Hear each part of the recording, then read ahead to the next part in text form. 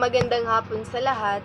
Nais ko lang ibahagi sa inyo mga karanasan ko sa buhay simula nung ako ay elementarya hanggang ngayon na naging kolehiyo na ako. Una kong ibahagi sa inyo yung mga karanasan ko nung elementarya pa lamang ako.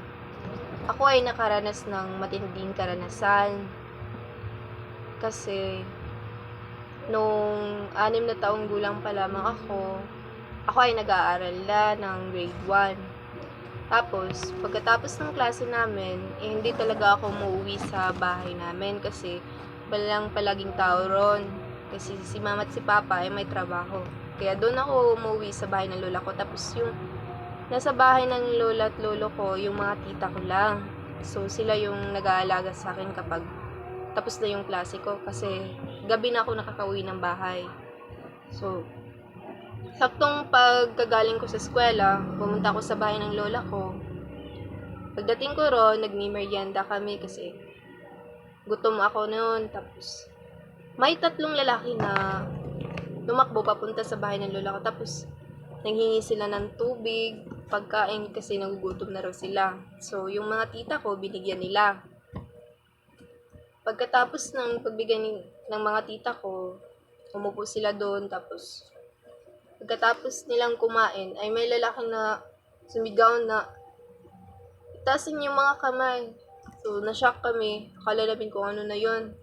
Then, may baril na tinutok dun sakto sa kung saan kami nakaupo kasama yung 3 lalaki. Di namin alam, yung 3 lalaki pala na yon is sila yung tinutugis kasi may gera kasi dun sa kabilang banda ng bundok. So, doon sila nadatnan sa bahay ng lola ko.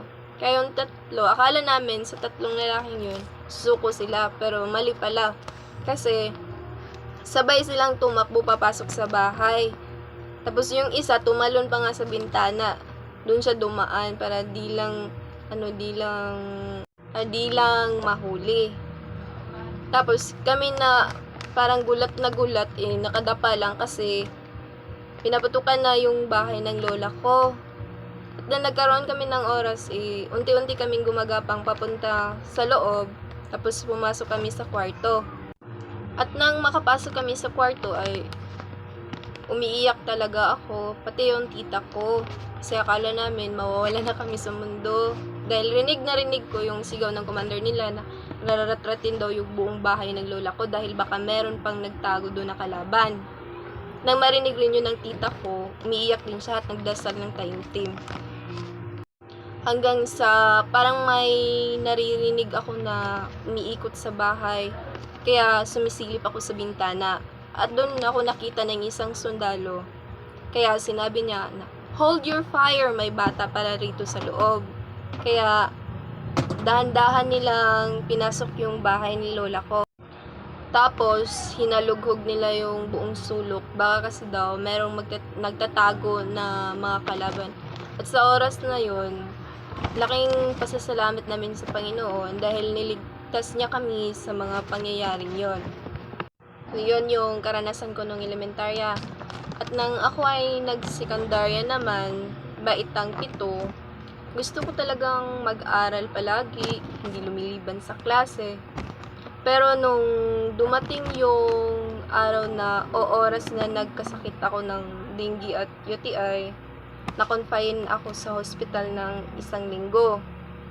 Ngunit, hindi sana ako dapat ilabas nun pero humingi lang sila mama ng pahintulot na kung pwede, sa bahay ko na lang ipagpatuloy yung pagpapagaling ko kasi yung time na yon magsisilibrar ng birthday yung lola ko. Kaya gusto nila na nandoon rin ako. Kaya pumirma yung doktor at pinauwi na ako.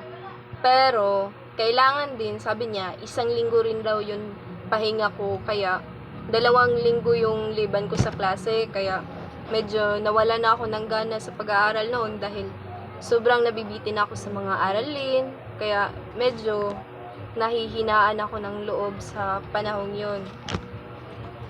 At ngayon naman, naging kolehiyo ako, marami akong mga karanasan na hindi ko talaga malilimutan to. Kasi Yung mga karanasan na naranasan ko ay maraming masaya, meron din namang malungkot. Kaya pinagdasal ko na sana talaga malampasan ko ang taong ito at yung susunod pa na mga taon.